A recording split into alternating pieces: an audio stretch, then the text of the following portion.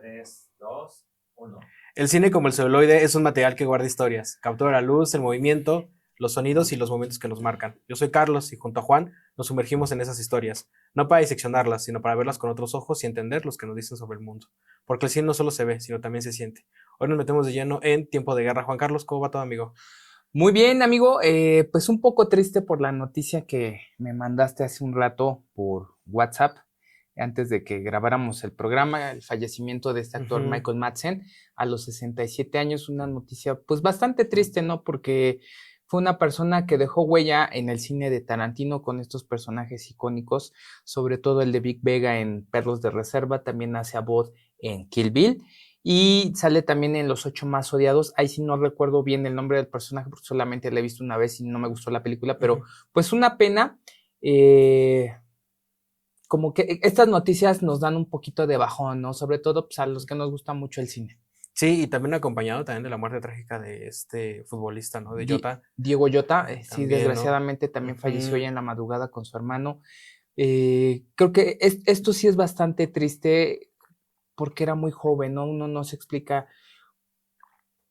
Creo que cuando uno es joven piensa uno que es inmortal, ¿no? En un desafortunado accidente con su hermano y pues acababa de casar, era padre de familia. Sí, sí es lo que estaba leyendo.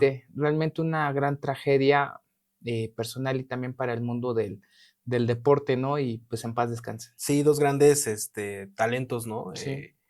Me marca mucho el tema de este actor porque incluso a nivel popular, como su escena representativa de la tortura en Perros de Sí. Reserva, ¿no? Que incluso los Simpsons hacen una parodia Sí. al respecto, ¿no? Pues bueno, una lamentable. Hay que hablar de Perros de Reserva en algún punto En algún del punto. programa. Y bueno, pues vamos a analizar el día de hoy una de las películas más recientes. No sé si es la más reciente de A24. ¿Es la última de A24? Creo que sí.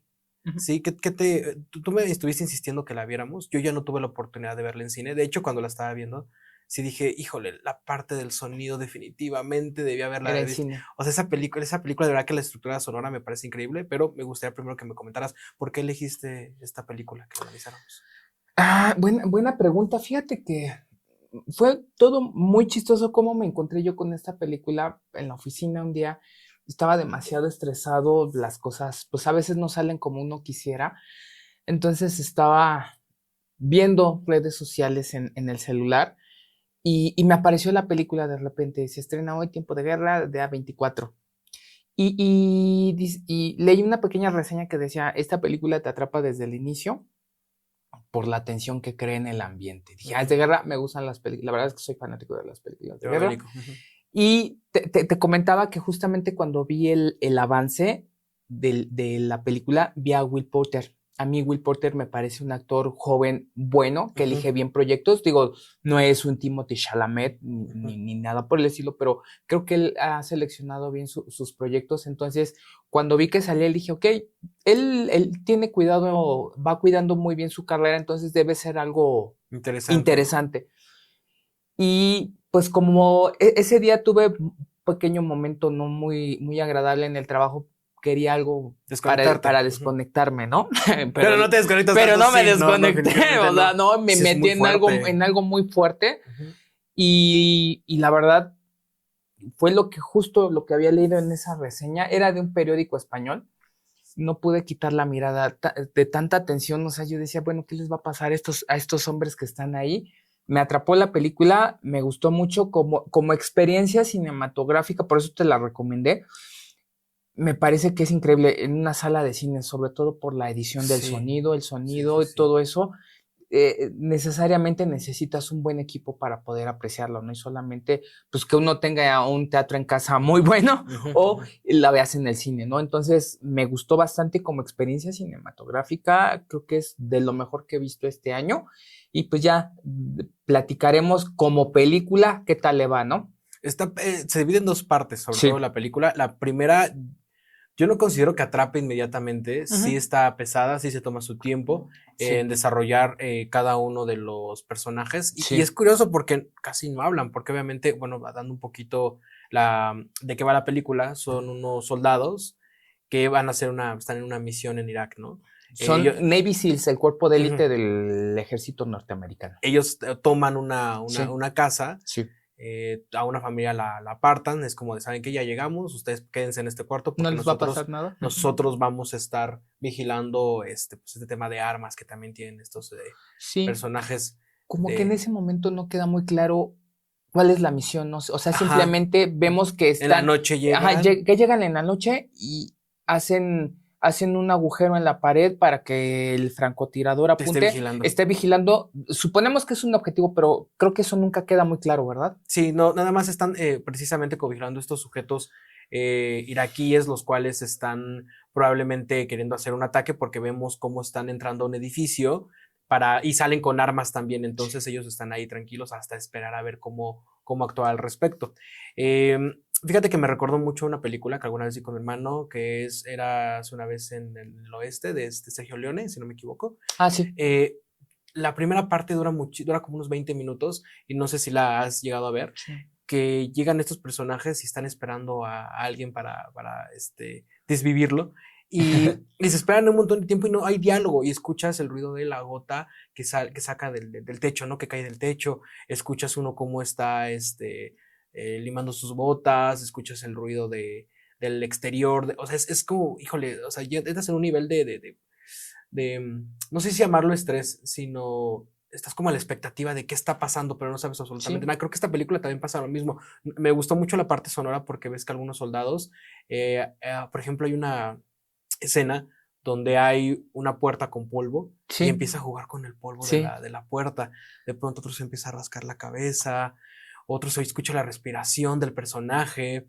El que está de francotirador se siente cómo se está moviendo y cómo hace ruido con su cuerpo. O sea, es una tensión, pero hay muy poco diálogo. Sobre todo en la primera parte hay muy poco diálogo y te genera... la tensión es la palabra que buscaba. Te genera una tensión desde el principio y la construcción sonora, la edición de sonido, la edición en sí también de la película me pareció muy, muy buena.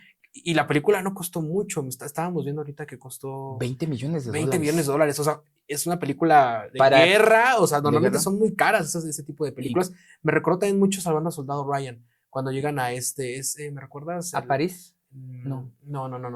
Este mar que es como icónico, que justamente... No me acuerdo. Ves que está Tom Hanks.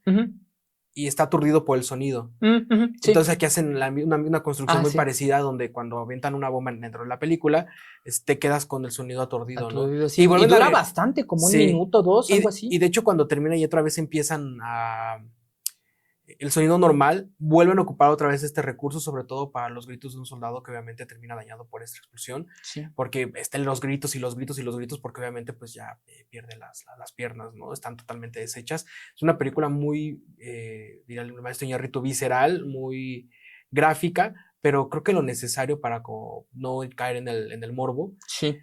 Pero la construcción sonora a mí me sorprendió, o sea, de verdad que...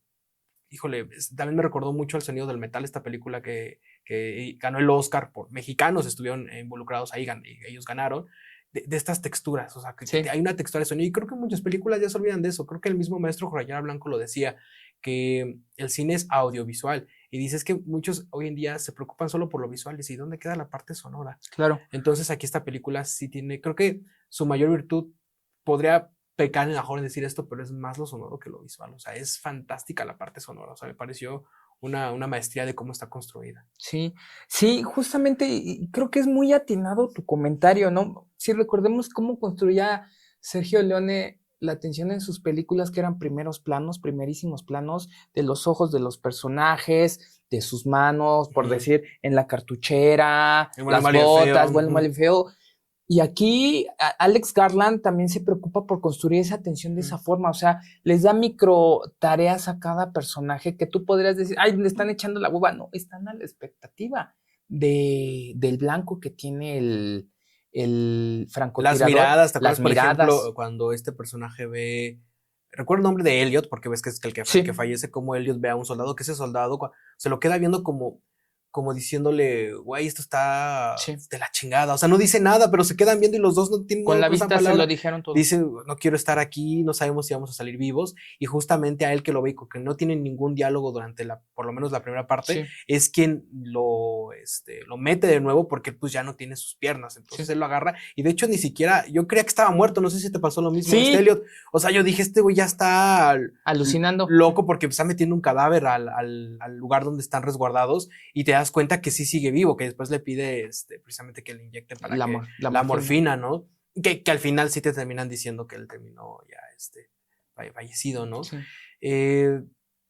El principio, ¿qué te pareció? Está también interesante, ¿no? Sí. ¿Cómo empieza? Fíjate que no, a mí sí me atrapó desde el inicio, Carlitos. Sí, es que el me tema costó. Es ¿te que el costó? cine yo creo que es distinto. Sí. O sea, creo que pasó lo mismo con El Brutalista, que tú ya la viste diferente. Dijiste, no me pesó, y en el cine pesa un poquito más. Sí. Y yo creo que esta en el cine ha de ser distinto porque el sonido ha de ser fuerte, Sí. estruendoso, y te va a atrapar desde el principio. Sí, a mí me atrapó desde el inicio. O sea, me gustó mucho la secuencia del inicio donde ellos están viendo este programa de aeróbics y se ven conviviendo, ¿no? Al final ellos, todos los soldados, tienen este lema de que somos hermanos, ¿no?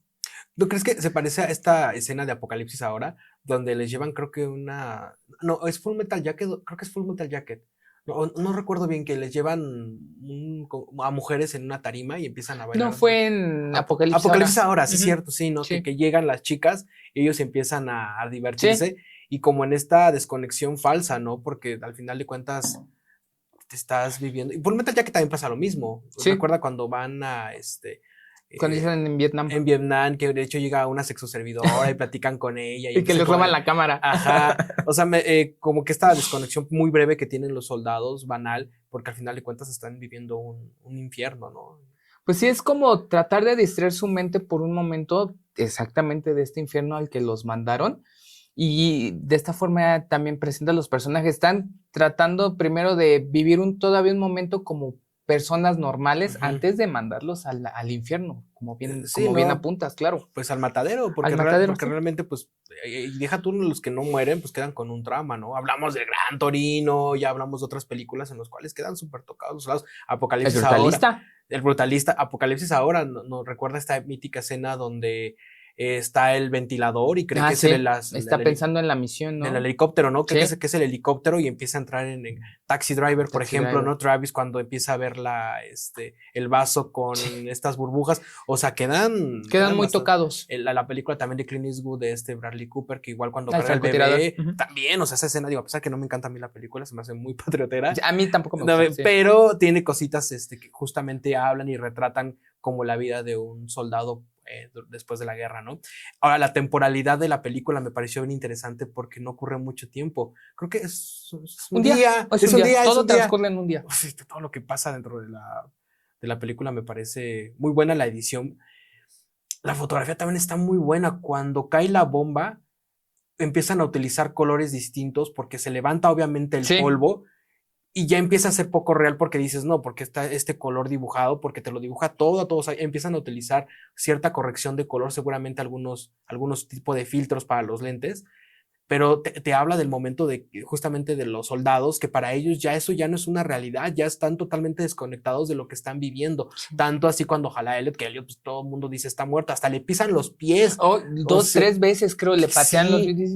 O sea, que ya los tiene deshechos y pasan por encima, ¿no?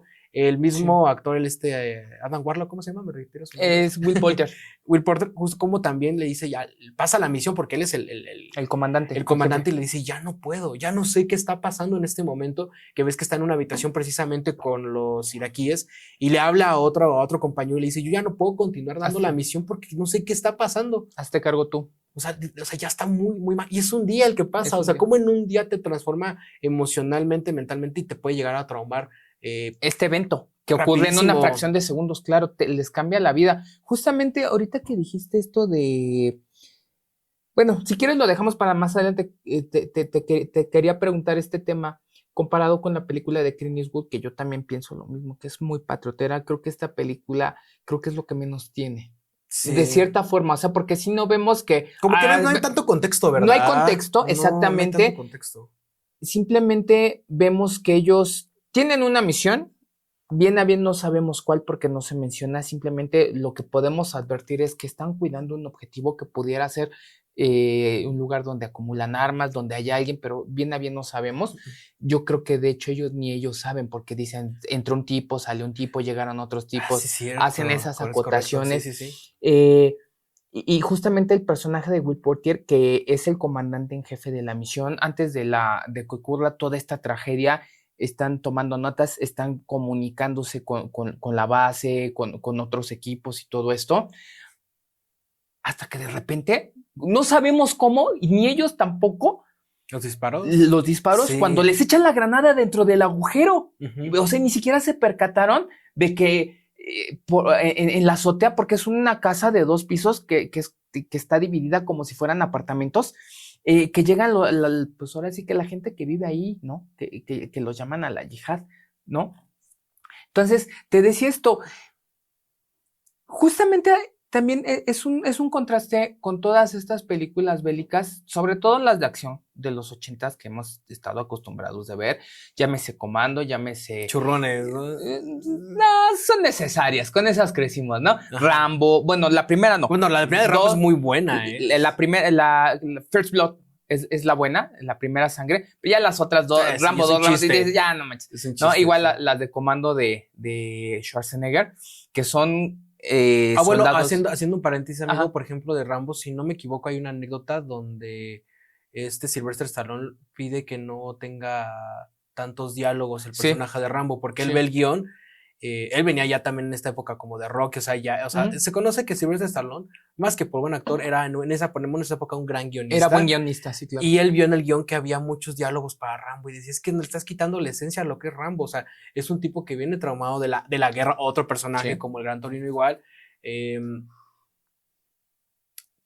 Dice, es que no debe de, o sea, sus puras miradas, o sea, eso es como debe de estar construido. De hecho, se habla de que se aventó un buen tiro con la productora. Y estos personajes, precisamente en esta película Tiempo de Guerra, tienen lo mismo. O sea, no necesitas tan... Y creo que está bien porque si hubiera habido diálogo, creo que yo hubieras metido un contexto de estamos con los gringos o con Irak, como que se hubieras dado como estos bandos. Sí. Y aquí es que no sabes qué pasa. Incluso yo me metí después a investigar cómo era el tema de Irak, cómo estaba actualmente, qué fue... O sea, pero creo que va más allá incluso de eso, o sea, te habla de la violencia que hay, ¿no? De la deshumanización. Veámoslo en el tema de los pies, ¿no? Que está Elliot ya con los pies deshechos y cómo pasan por encima de él. Nadie ya le importa. Creo que eso es algo bien importante incluso en la actualidad, ¿no? Que ya estamos muy deshumanizados, las redes sociales, que ya parecemos señores de acá, que nos sacar ratito de las redes, como ya hay cosas muy gráficas, ¿no? Y que ya pasas por encima y no le tomas importancia, ¿no? Y aquí creo que es una crítica a lo moderno, por lo menos así yo veo la tesis que quiso dar el director, a cómo pues tienes un hombre ahí con ya casi muerto y te importa muy poco pues su dolor, ¿no? Sí, fíjate que ahorita que mencionabas esto me vino a la mente hace muchos años, no te sé decir ya hace cuánto, porque ya el tiempo ya no sé. Uh-huh. Creo que era cuando yo iba en la preparatoria, uh-huh, en el metro, no me acuerdo si era en el metro Hidalgo o en el metro Valderas, había un señor pidiendo limosna y tenía la pierna ya deformada, o sea, se le había hinchado así. O sea, yo nada más lo vi una vez, pero fue así de esas que te volteas de lo grotesco de la imagen, ¿no? Así muy hinchada, amoratada, no sé si se le estaba gangrenando, y así estuvo muchísimo tiempo, y o sea, que la gente pasaba y... con prisas, sin pero es un espectáculo así, como dices tú, demasiado grotesco, ¿no? Uh-huh. Aquí en esta situación real, como dices, no sabemos a qué van y por qué están ahí. Obviamente ellos son invasores, porque no se puede llamar de otra forma que lleguen a un país ajeno a hacer lo que ellos quieren. Eso es una invasión, ¿no? O sea, seamos objetivos. Como está acostumbrado Estados Unidos. Como así se ha acostumbrado en ese país durante toda su historia, uh-huh, Pero aquí la historia... Como se menciona un poco en los eslogan publicitarios, que dice, esta película está construida a partir de las memorias de cada soldado. Hablamos de eso, está interesante. Y a mí me parece que, o sea, sin entrar en cuestiones patrioteras de Estados Unidos, que la verdad no es el caso de la película, de que, sí, vamos a salvar, hermano, no, nada. Sí, no hay víctimas. No hay víctimas. Son soldados. Son soldados y ya que saben a lo que van. más bien la película trata de salir lo más vivos posibles de ese infierno. Luchan por sobrevivir, más que por llegar a cumplir una misión, vamos a salir vivos de aquí. Sí, el arco psicológico que llevan los personajes, o sea, cómo van empezando y cómo se van desgastando. Me recuerda a muchas películas igual, como La Soga de Albert Hitchcock, por ejemplo, Room, donde ganó el Oscar, la Capitana Marvel, ¿me recuerdas cómo se llama? Ay, se me olvidó. Bueno, ¿cómo hizo nada más una? Pues bueno, por eso se nos olvidó. Pero igual que están encerrados, con su hijo. Aquí igual, o sea, sientes realmente, tú estás con los personajes y te sientes encerrado.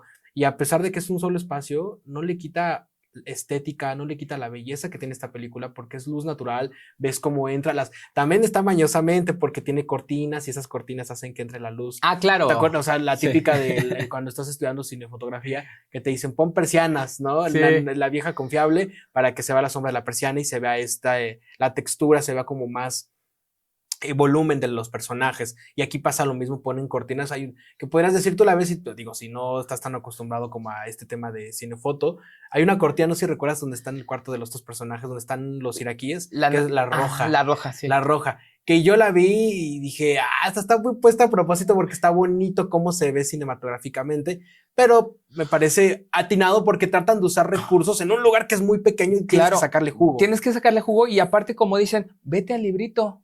No inventes, vete al librito, lo que dice el libro, hazlo. O sea, no tienes por qué innovar en algo que no tienes que innovar. Creo que el plano, o bueno, la secuencia a mí que más me impacta, bueno, todas, ¿no? Pero así, es que me gustó mucho cuando llega el avión. Que hacen sí, claro, para que se demostración el polvo, de fuerza, ¿no? así, ¿cómo pasa? El sonido, y el sonido, está increíble. ¿Cómo está construida esa escena? Otra vez el sonido, amigo. O sea, cómo pasa y cómo igual te aturde cómo va pasando esta avioneta para levantar el polvo y que ellos puedan salir. O sea, cosas que yo no sabía, por ejemplo, ¿cómo le dicen a estos como convoys, estos tanquecitos? Randys, creo que le dicen Randy. Algo así. Ajá, algo que igual así. yo dije, órale, mira. Y decían, viene hay Randy, y dije, no, pues que iba a venir Randy, el de Molotov, qué chingados, ¿no? Pero llegaban estos tanquecitos porque querían sacarlos, y ya que es como la misión de que ellos entren a estos. Igual cuando están adentro, cómo escuchan los balazos. Pero pues ya, pero ya es obviamente antibalas del tanque, y nada más ellos van ya súper mal y solo escuchas cómo le están dando y cómo rebotan.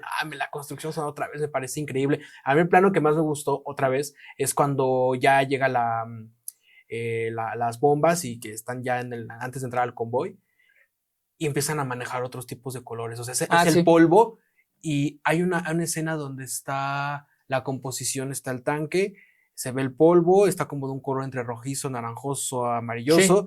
Sí. Y cuando ocurre el ataque. Y el poste. Sí, esa secuencia. Y el poste está de lado. Sí. Y cómo está compuesta la imagen, híjole, yo dije, ay, esto está fino, está muy, muy, muy bien. Clases de cine gratis. Sí, está buena. O sea, con poquito, es que la película está hecha con muy poco, o sea, con muy poco refiriéndonos a los presupuestos, otra vez que vamos con películas de este tipo. Yo desde que empezó dije, todo se va a llevar. Yo conozco a 24. Dije, estos cabrones no van a poner escenas así grandilocuentes. De que una batalla, así nada. Dije, se van a quedar aquí. Estoy casi seguro que la pinche película se va a quedar aquí todo el tiempo. Dicho y hecho, sí hay algún par de transiciones cuando salen y entran, pero todo está ahí, y creo que te habla mucho otra vez de la construcción y de la deconstrucción psicológica que tienen los personajes, de cómo se van quebrando y cómo están fuertes en un principio, bromean entre ellos, pero poco a poco vas notando que se van deshaciendo emocionalmente. Otra vez, cómo se rascan el pelo, cómo empiezan a jugar. Hay una parte también que yo dije, esto sonoramente está muy bonito, cuando toman la botella de agua. Ay, sí, que le escupe. Y cómo truena el plástico. O sea, empieza a jugar con el agua y te das cuenta que precisamente habla de su desesperación y cómo se están poco a poco deshaciendo los personajes a nivel psicológico, emocional. Está interesante. Se preparan para una transición, ¿no? De quiebre, sí. Y fíjate, o sea, es que tiene varios momentos impactantes esta película. Primero, la escena, la secuencia en la que los atacan los iraquíes, ¿no? Que les echan la granada y ¡pum! Y explota todo y no saben ni cómo ni de dónde les llegó, y empiezan a echar bala a lo que perciben, eso ¿no? También sentí que el tema de los disparos, o sea, como que daban como que muy a lo tonto, o sea, como que porque no sabían dónde estaban, no podían salir porque estaban encerrados, ¿no? Como te decía rápidamente, o sea, los Navy SEALs son el cuerpo de élite de operaciones del ejército de Estados Unidos, ¿no? O sea, uno podría decir, no, están preparados para todo, ¿no? Yo me acuerdo mucho que había una frase que decía, no me acuerdo dónde la leí, pero decía la frase, recuerda que el mapa no es el territorio. Ellos tenían conocimiento del territorio por medio de un mapa, pero ya estando ahí en el terreno es otra cosa. No, y a nivel distinta. satelital también les decían, ves que tienen estas escenas, que tienen 2 escenas que me parecen interesantes, que es uno, empiezas a ver como el radar, ¿no? Como este satélite que está viendo, marca los puntos donde estas personas se están moviendo, y otra, también en la primera parte ves a través del lente del francotirador. Eso está interesante. Me gusta mucho la escena del francotirador porque igual cuando Elliot se quita y regresa otro personaje más a reemplazarlo, y como incluso ves que ya dices que no le puede disparar. O sea, como se notan un tanto, no sé si inexpertos, pero como que se humanizan mucho los personajes con muy poco, porque no sabes nada de ellos tampoco. O sea, eso es lo que también me gustó, que no te dice, es que el soldado tiene a su familia, la típica escena, ya sabes, churra del soldado que tiene su cadenita y abre y está la foto con su familia y me esperan en casa, ¿no? O la típica charla de ¿qué vas a hacer cuando termine la guerra, ¿no? Sí. Aquí no pasa nada de eso. O sea, es que es crudo, es frío, pero a pesar de eso, sí empatizas con ciertos personajes, porque hay uno, el chico que salva a Elliot, bueno, no que salva, que arrastra a Elliot. Tiene como muchas cosas como de un adolescente, no sé si lo notaste, o sea, tiene cosas como de un niño, desde la mirada, desde cómo ve cómo está nervioso, cómo se queda viendo a Elliot. Elliot se ve un poquito más maduro, pero dentro de esa madurez también sabes que Elliot tiene miedo entre todo ello. Entonces, tiene muy poco contexto, pero eso me terminó gustando más. Creo que me acercó más que las películas que quieren darte todo masticado. Esta me terminó acercando más a cada uno de los soldados. Fíjate que me quedé pensando en eso que platicamos en el programa anterior sobre Anora, ¿no? O sea, sí vemos mucha Anora, pero realmente no sabemos su historia. Y justamente platicábamos esto, quién soy, de dónde vengo, qué hago aquí y a dónde voy, ¿no? Pero creo que en esta película no es necesario, porque el simple hecho de ver dentro de esa cotidianidad o a la espera de completar la misión de los personajes, empatizas con ellos, ¿no? Ves un lado humano. A mí el quiebre que más me impactó, les echan esto, empiezan a atacarse entre sí ambos bandos, después llaman para que los rescate un tanque para que saque a los heridos, y justamente cuando están saliendo para entregar a los heridos, viene el segundo ataque, ¡pum!, que destruye el tanque, ¿no? Y ahí vemos el quiebre del comandante Eric, de Will Portier, que ya no sabe cómo reaccionar, ya no sabe qué hacer, y uno de los soldados le dice, señor, ¿qué vamos a hacer? No sé. O sea, esta humanización que realmente los vemos y son entrenados como máquinas de matar. Sí, realmente, sí, ¿no? Sí. Pero no olvidemos que también son personas, ¿no? Y aquí ellos no se esperaban ser agredidos de esta forma. Ellos pensaban que iban a dar el golpe, iban a salir, y nosotros en Occidente pues tenemos esa imagen, ¿no? El ejército gringo llega, pum, ataca y se va y corre, ¿no? Y dejan los heridos, pero aquí les salió al revés. A ellos fueron los atacados, ellos fueron los sorprendidos y no saben reaccionar, como no estaban preparados para esa situación. Me recuerda mucho también esto que hablas de otra vez de la humanización, por ejemplo, Full Metal Jacket, cuando hay un francotirador y está matando a todos, todo el lado gringo, y al final terminan agarrándola y es una chica. Sí. O sea, es esta crítica de, sí son máquinas de guerra, pero al final de cuentas, ¿quién sabía que atrás de un arma había una mujer, ¿no? Alguien tan frágil. Y sí, exacto, y cómo Kubrick Kubrick era maravilloso dando críticas, tanto así que ahorita hablábamos con los productores, ¿no? Que le dieron cuello por la película esta de esa leyenda urbana. Sí, que yo digo que sí, pero bueno. Ojos bien cerrados. Porque qué coincidencia que hasta la acabó Tom Cruise y no es el final, pero bueno, creo que teníamos que hablar de... Hay que hacer un programa también. De esa película, pero como la crítica de Kubrick, ¿no? Ante lo bélico, ¿no? Ante este tema de, veamos, en Full Metal Jacket al principio, ¿no? Como el entrenamiento. Como al igual, al quien entrena, cómo le termina dando un... A Gomer Pyle. Sí, ¿no? A Gomer Pyle, que es el Tony Soprano, ¿no? Si no mal recuerdo. No.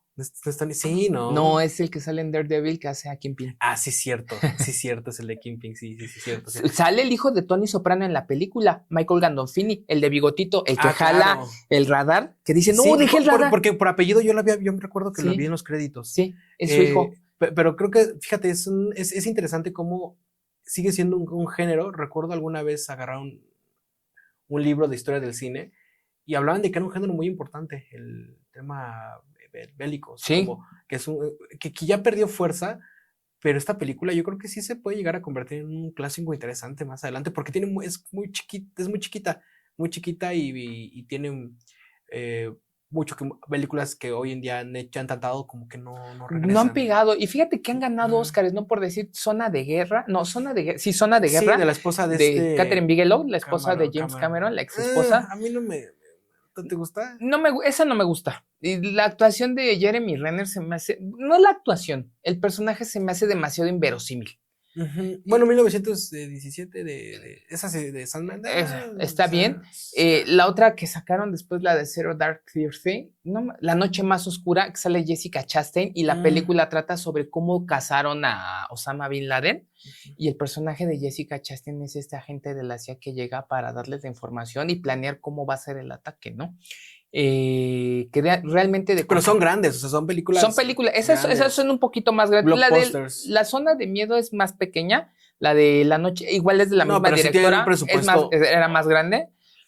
Y bueno, actores de más renombre, no, bueno, Jessica Chastain ahorita es una superestrella, que hace unos años ganó el Oscar por una película que no. Sí, Benny Cumberbatch en 1917 también. Pero como que venía muy a la baja el género, claro, o sea. Bien, pues, ya está a la baja. Ya está a la baja. No creo que, no va a ser un género que desaparezca como a lo mejor ahorita, digamos, el spaghetti western o el del oeste, que prácticamente está extinto. Fíjate que ahorita hablaban de las películas de superhéroes.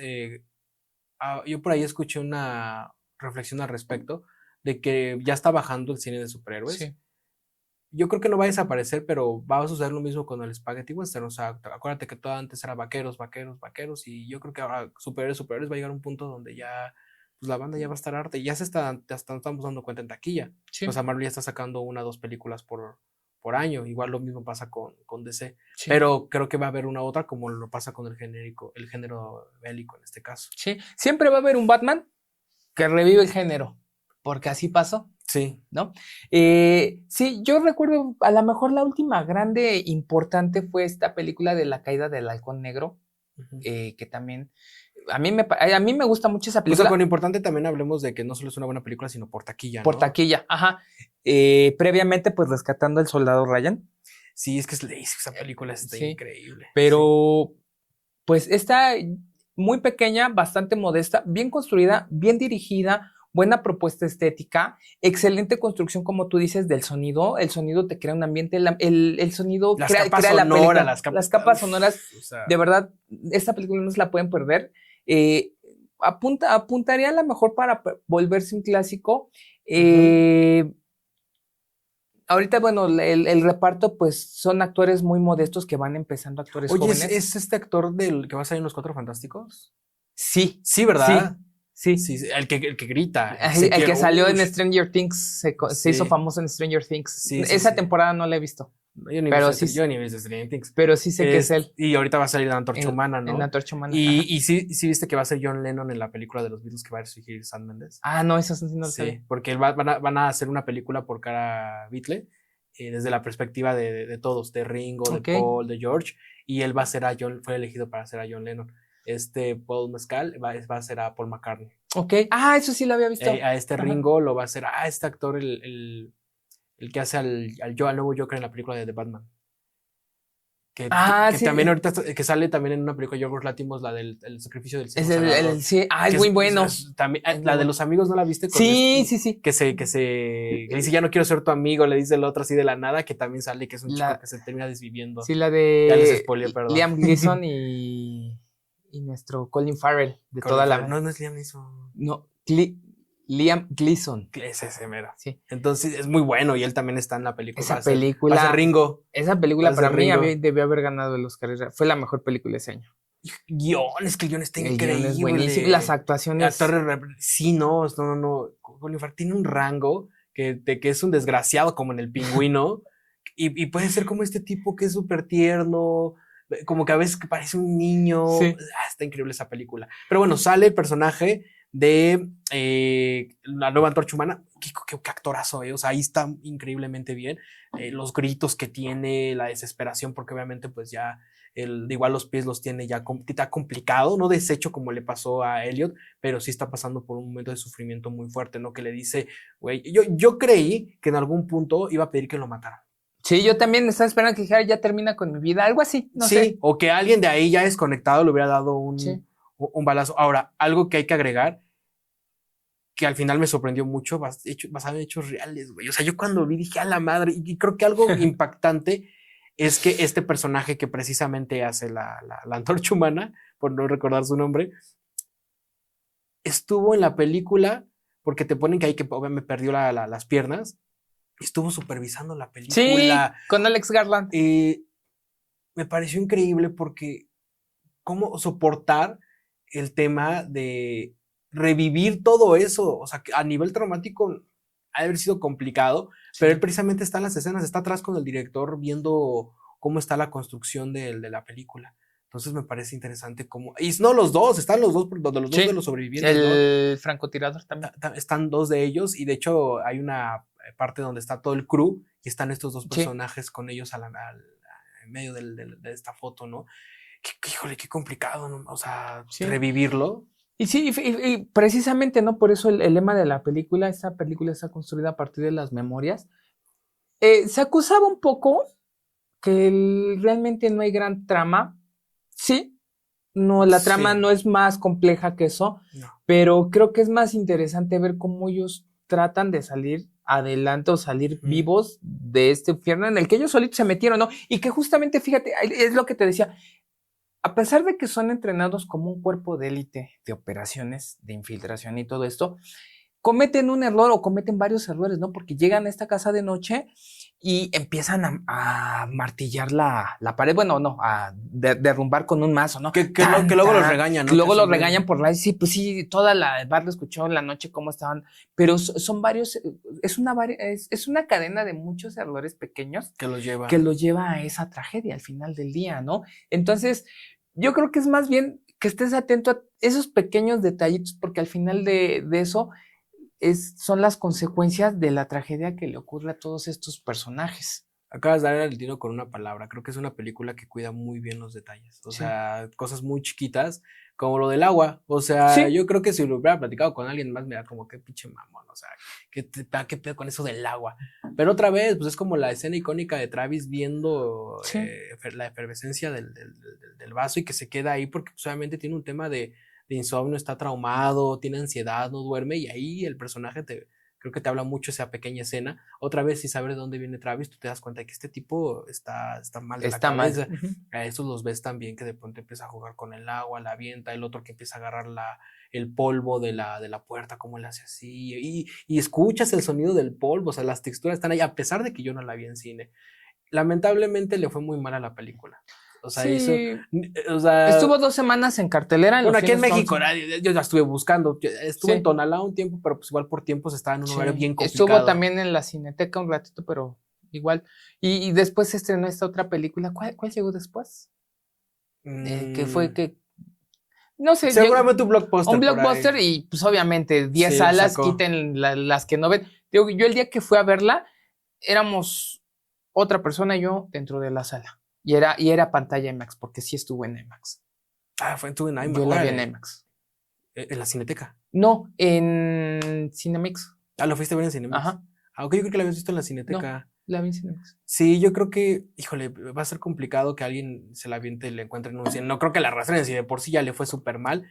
Pero sí, como dices, o sea, verla en una pantalla de buen tamaño, si tiene la oportunidad de verla de escuchar 7.1, como dices, un teatro en casa, creo que sea una gran oportunidad. Yo la vi en mi laptop, pero con todo eso sí noté cosas de sonido. O sea, sí puse mucha atención en el tema del sonido. Y sobre todo porque como no hay diálogos, te permite que generes fíjate, es algo que también quisiera tocar. Esa sí es una experiencia cinematográfica en el sentido de que es de la palabra. O sea, porque muchos te dejan de preocupar por el sonido. creo que es algo que muchos directores ahorita ya no le ponen tanta atención al sonido. O sea, recordemos lo último que analizamos, Anora, así que digas del sonido, dime algo que recuerdes así del sonido. Pretty Woman, Hollywood, tampoco. Tal vez El Brutalista sí, excepción. Por ejemplo, esta que analizamos igual, The Real Pain, pues es una película con un buen guión, pero el sonido es algo que pasa desapercibido, claro. Plano. A pesar de que es también una gran película, tal vez el aprendiz ahí sí, creo que el sonido sí está más trabajado, pero también no es una cosa que digas... Y no, sí, a lo mejor, sí, como dices tú, se pierden mucho. Yo creo que muchas veces también se preocupan más por la partitura musical que por el Y sonido. esta ya tiene música, ¿verdad? No, nada más la canción de los aeróbics y se acabó. Toda la música que hay. Sí, que por cierto es una canción de moda que se puso en TikTok, si no mal recuerdas, que es un trend, que sí como empieza como esta parte de que todo es divertido, todo es bonito, incluso la pantalla es más limpia porque después empieza a ver un poquito de grano, cómo utilizan seguramente distintos filtros, la corrección de color. Híjole, qué interesante la tesis de esta película. Sí está incómoda, yo digo que sí está incómoda. A mí me costó trabajo al principio, o sea, sí te debo de confesar que sí, como que no me hallaba, como que decía para dónde va, no sabía qué exactamente qué estaban haciendo, en dónde estaban, pero ya te vas enganchando después de la primera parte, que es cuando ya, ahora sí que prácticamente cuando empiezan los balazos, es cuando ya empieza a agarrar como que un poquito más de ritmo, porque empiezas a entrar también en esta problemática, ya hay un objetivo. Yo creo que es eso, que al principio no sabes para dónde van y después ya no es tanto como de para dónde van, sino de vámonos, o sea, porque vámonos ya tenemos que sobrevivir, tenemos que escapar de este ataque. ¿A ti qué te pareció el final, la conclusión y sobre todo? Porque fíjate que a veces yo choco con ese tipo de finales. Por ejemplo, algo que se la queja mucho y que a mí tampoco me gusta, la lista de Schindler, que ponen en las tumbas, qué hueva, y que claro, a mí no me gustó el final donde ponen a Trump, me parece un gran final de la ficción, pero poner a Donald Trump al final de Kike Clan me parece como de, ya era suficientemente fuerte el final, y muchas películas pues en eso, basado en hechos reales, y te ponen las fotos de los personajes, pero aquí sí me gustó curiosamente. A mí me gustan este tipo de películas basadas en hechos reales y que al final te muestren, porque pues dices, a ver, me gustaría saber cómo era la persona que vivió este trauma, ¿no? A mí sí me gustó, no choqué nada y digo, ya el final de la ficción, o bueno, de esta película, salen con vida y ya dices, puta, al menos, ¿no? Lo menos muertos posible salieron de ahí, ¿no? Pero me agradó verlos. Y creo que al final sí viene este mensaje, al final ellos son instrumentos nada más. Sí. De un grupo que son los que deciden qué ocurre en el mundo. Son instrumentos, son lanzados al matadero, ellos siguen órdenes. Muchas veces lo más fácil en Estados Unidos es volverse soldado porque no hay trabajo o son mal pagados. Si no tienes familia, no tienes nada, te metes al ejército y... O te mandaron porque... O te mandaron porque te tocó, ¿no? Entonces, al final de eso, creo que es lo que humaniza, que ellos son instrumentos totalmente reemplazables.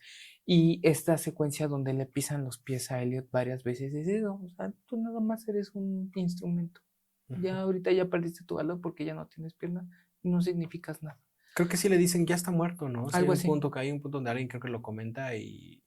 Bueno, hasta yo lo pensé, dije, ya déjalo, está muerto, o sea, porque, pues, y de pronto, este tema de que revive Elliot y dice, no siento mis piernas, qué pedo, ¿no? O sea, sí está muy fuerte la escena. Ahora, esto que tú mencionas de la instrumentalización de los soldados, de estos personajes, yo creo que ha de haber sido complicado, o más bien me interesaría saber, ojalá haya un making of en algún punto, y ojalá si sale en Criterion Collection, seguro sí, porque a 24 siempre le sacan los Criterion, o la película en este... Es que ya no hay DVD, ¿no? Porque yo te iba a decir DVD, pero es que ya ni hay, solo los criterios se conservan, ¿no? ¿Cómo dirigió cómo hizo la dirección de actores el director? Porque pues no tienes contexto, o sea, no ¿cómo construyes? ¿Qué le dices? O sea, si realmente le construyó el personaje y le dijo, a ver, viene de tal lado. O sea, muchos directores lo que hacen es escribirle una biografía. Sí.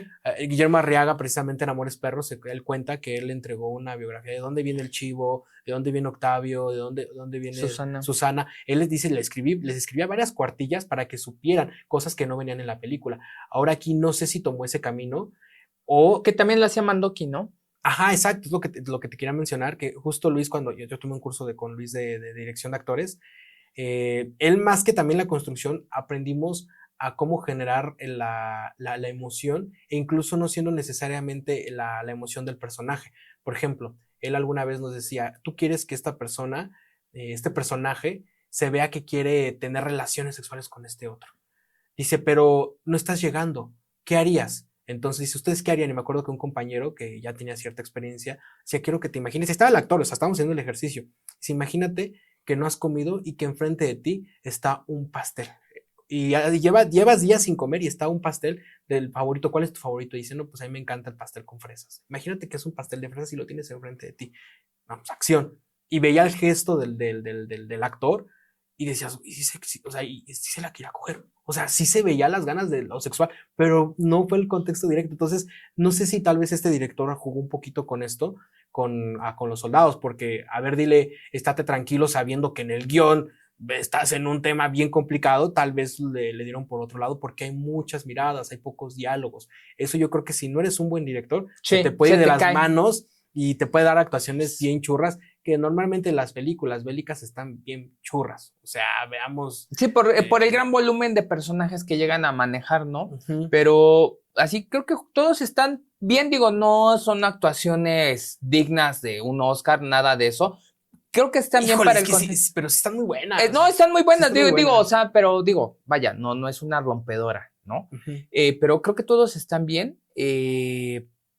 Sí, es muy atinado eso que dices, porque también es una clase de dirección actoral, no nada más dirección en la parte de coordinar tu producción, cómo va a estar tu película, sino también trabajar con los actores que también se olvidan mucho. O sea, hay películas también de guerra que se olvidan de ese lado y como dices tú, salen unas que dices, no manches, no le creí nada. Y también son muy estrepitosas, ¿no? O sea, el tema de la edición, de que ves las armas, de pronto ves una explosión, pasas a la mirada del soldado, luego el otro soldado que está ya en el piso. O sea, heroicas. Aquí se toma, su tiempo, respira, algo que hemos hablado constantemente. ¿Por qué los directores le tienen miedo al silencio? ¿Por qué le tienen miedo a que no pase, pues entre comillas, nada, ¿no? Que dejes la cámara quietecita. A mí me gusta mucho eso de los directores, ¿no? Que se tomen el atrevimiento de deja la cámara aquí, no tienes que hacer más. Recuerdo película que sé que no te gusta, pero voy a traer a la mesa, él y Dama de Escalante, cuando hay este tema de tortura, deja la cámara fija, no tienes que hacer absolutamente nada más. ¿Para qué haces tanta edición? Ya la imagen es suficientemente fuerte. Aquí pasa lo mismo, deja la imagen fija, ya de por sí es poderoso que esté un soldado ahí con los pies deshechos, ya es suficientemente poderoso que un francotirador esté vigilando para matar a alguien, entonces déjalo. Y yo creo que también le das libertad a tu actor de que él se mueva, como le dé su instinto. Siempre tienen su marca y batallan los actores, batallan con su marca. Fíjate que, bueno, esa película ya hemos hablado, a mí no me gusta nada, pero yo me acuerdo mucho de esta de Sérpico. Con Al Pacino. Con Al Pacino. Estuvo nominado al Oscar. Estuvo nominado al Oscar. Hay una escena en la que él lleva a encerrar ya unos malosos y todo el rollo. Está en una oficina, pero lo ves estresado al personaje, muy estresado, muy enojado, y destruye una silla. Puta, esa escena dura, no sé, 2 minutos, pero es el que eso pasa cuando dejas la cámara fija y que tu actor se exprese. Es que Sidney Lumet, es muy Lumet, poderoso ese. No me acuerdo si es de Sidney. Sí, es de Sidney Lumet. También ves que tiene Tarde de Perros. Sí. Que igual es un espacio nada más. Sí, o sea, el banco. Era buenísimo Sidney Lumet era buenísimo. Para ello. ¿Te acuerdas? Haciendo un paréntesis, aquí voy a sacar algo random. Que en un programa pasado hablábamos de Marlon Brando, de cómo batallaba con los directores, batallaban mucho con él y cómo los ponía a prueba. Sidney Lumet cuenta, creo que se llama Cobra, si no me equivoco, que le dijo, te voy a dar dos versiones. Tú me vas a decir cuál es la que te gusta más. Entonces Sidney Lumet platica que a él ya le habían contado que Marlon Brando lo hacía al propósito para saber si el director era bueno o no. Entonces daba una mala versión y daba una buena versión. Y iba con el director, ¿cuál te gustó más? Y Sidney Lumet dice, pues sí, pinche mamón, pero yo sí me daba cuenta cuál era la buena actuación. Y no tanto porque fuera buena, sino porque era genuina. La que necesitaba para el vehículo. Exactamente. Y él era mañoso porque si es que la otra era muy buena. O sea, tú actualmente se movía, su expresión corporal, su voz era muy buena, pero era falsa. Entonces, como director, tú tienes que encontrar la verdad. Y creo que esta película encuentra mucho la verdad en cuanto a cómo pone la puesta en cámara, ¿no? Sí, la puesta en cámara lo es todo, ¿no? Tú deja que el actor, o sea, sí debes de darle, o yo pienso que debes de darle las indicaciones, oye, esa escena transcurre así, así, así. Tendrías, la tarea sería esta y esta y esta, y pues ahora sí, muévete como quieras, ¿no? Que es mucho también lo que hace Martin Scorsese, ¿no? Que le dé esa libertad a sus actores para que ellos puedan improvisar lo que salga dentro de la lógica del mismo personaje, ¿no? Ujú. Y fíjate que curiosamente, ayer estaba viendo también un reel que me salió en Instagram de Steven Spielberg cuando hizo la de Atrápame si quieres rápidamente, que es Christopher Walken contando cómo a DiCaprio cómo conoció a su mamá, y dice, me dio varias opciones y yo me quedé con la que el personaje se quiebra emocionalmente, ¿no? Y tú ves la escena y dices, es maravillosa esa parte. Sí, también recuerdo a Martin Scorsese. Bueno, no, más bien el que lo menciona es Rodrigo Prieto, que ya Sí, es su fotógrafo de cabecera. hoy en día. Híjole, qué buenos son los dos, qué buena mancuerna, ¿no? Qué Y qué bueno que bueno, sea mexicano. qué bueno que sea mexicano. Sí, también exactamente. eso. Pero digo, independientemente es muy talentoso Rodrigo Prieto. Él menciona que cómo es trabajar con Martin Scorsese y él dice, es bien fácil. Dice, porque Martin Scorsese me dice, tú eres el fotógrafo. O sea, a mí nada más. Ponme la cámara, hijo, como quieras. O sea, más bien, él, justo es como él ya sabe cuáles son los planos. Y ahí me dice, tú acomoda la luz, pon los lentes que se te den la gana, siempre y cuando dice sea congruente con la historia. Lo mismo que decías, o sea, por eso sacó esta escena de John Pesci, ¿no? Donde, que te dio risa. No, sí. Y el otro se queda así, yo re idiota como de, ¿qué chingados, ¿no? O en El Lobo de Wall Street cuando empieza Matthew McConaughey. Ajá. Y que el otro se queda de eso, ¿Qué chingado. pedo con Y no, ese, DiCaprio incluso en esa escena no se has visto que sí voltea. Sí, voltea la cámara, voltea a ver a Martin. Está buscando a Martin Scorsese y se cuenta que Martin Scorsese le dijo, sí, pues sigue, Tú güey. dale, tú síguele. Y se quedó muy icónico. Eh. Seguro aquí en Tiempo de Guerra hubo esa. Yo creo que sí debe haber habido una cierta libertad. Lo del agua, o sea, cómo le toma y después la vuelve a escupir. Yo digo, eso lo improvisó seguramente Michael Gandolfini. Sí, apuesto todo lo que traigo en la cartera que eso lo improvisó él. Sí, es que es una película que puedes analizar los detalles, ¿no? Incluso, no sé si alguien quisiera como enseñarle a alguien una clase ver la estructura o desestructurar una película. Aquí yo como de manera como un tipo de ejercicio de vean la película y díganme los detalles sonoros cuales recuerda, ¿no? Sí. Te digo lo del agua, te digo que también hay una parte donde uno se rasca, sí. empieza a rascar y escuchas y dices, uy, no, como la escena de Christopher Walken donde está en Bastardos sin Gloria comiendo el pastel, que escuchas cómo se mete el tenedor y pasa por los dientes, que dices, híjole, este güey me cae súper mal, cómo se escucha, no mastica, traga el cabrón. Entonces, sientes la incomodidad de esta niña, ¿no? ¿Por qué recomiendas Tiempos de Guerra? Yo les recomendaría esta película, como lo dijimos desde el principio, es una experiencia cinematográfica diferente. Cañón. A cualquier blockbuster, a cualquier otra película que hayan visto en el año, digo, o sea, ya hablamos del Brutalista, que en nuestra opinión fue la mejor película de la temporada pasada, y injustamente no ganó los premios que se esperaban, bueno, salvo mejor actor, pero esta es una experiencia diferente, como bien lo dijo Carlos al inicio del programa, es una película. Recordemos que el cine es el arte de las artes. Conjuga música, conjuga la imagen, conjuga la danza, lo arquitectónico, la pintura. Todo eso lo puedes ver en una película. Aquí no desaproveches el momento de disfrutar lo sonoro, cómo construye la atención, cómo simples acciones, ver personajes sentados haciendo pareciera que nada, cómo te construye una tensión. A partir de que, si tú te enganchas con la acción, esta película te va a atrapar y no te va a soltar hasta el final, como me sucedió a mí. Te recomiendo que la veas en la pantalla más grande que puedas, si tienes una pantalla grande en tu casa. Tal vez audífonos. O si tienes la fortuna de tener un teatro en casa, usa tu teatro en casa. Uh-huh. No vas a desperdiciar te juro que no va a ser un desperdicio, y si no, te pago tu suscripción de Amazon, porque está en Amazon, te devuelvo tu dinero, pero no te pierdas la oportunidad de ver esta experiencia, porque realmente es una experiencia, digo, la historia no tiene mayor ciencia, como ya lo comentamos aquí, pero es una experiencia cinematográfica completa. Sí, igual lo recomendaba, creo que diste en el tino, o sea, el tema de que el cine no necesariamente tiene que estar tan apegado a la literatura. Hay diferentes tipos de expresiones. El mismo Cuarón habla de ello, de cómo, por ejemplo, en Roma no tenía un guión. Digo, tampoco es como que cualquiera pueda hacer, hacer una película sin guión, ¿verdad? Pero creo que va más allá esta película de lo literario, en el sentido teatral de la palabra. Sí. Y hay otras cosas que sobresalen mucho. La parte sonora, otra vez, es algo que muchas veces los cineastas hoy en día, los estudiantes de cine, la gente que le gusta el cine, lo lo pasa por alto, nos preocupamos y me ha pasado también más por la imagen, por la foto, cómo está la edición, y aquí te viene a hablar de lo sonoro y lo sonoro resalta muchísimo. Entonces yo creo que poner detalles, tal vez si te gusta el cine, una libreta y anotar justamente como lo que te mencionaba, que veas cada detalle del sonido, pero por más chiquito que sea, es tan importante como algo tan sencillo como un tipo tomando agua, pero que te habla de cómo está emocionalmente el personaje y que no necesitas darnos un flashback de cómo era en su familia. Con esa escena es una película minimalista como muchas de las de A24 y con muy poco te termina dando una bofetada de emociones a nivel cinematográfico. ¿Cuál nos toca la siguiente semana, Juan Carlos? La siguiente semana por fin nos toca esta película que se acaba de estrenar, que es Fórmula 1. ¿No íbamos a analizar la otra o esa la vamos a pasar entre dos? La de la orquesta desentonada. Ajá. No, te había comentado que hablaron entonces, Fórmula 1 y después la orquesta desentonada. Sí, va a estar interesante porque ese director ya hizo Top Gun Maverick, también se aventó Tron, la primera de Tron. Bueno, creo que no hay una de hecho de Tron, la van a sacar dos. ¿Hay dos? Sí. Ahorita van a sacar es Tron de 1984.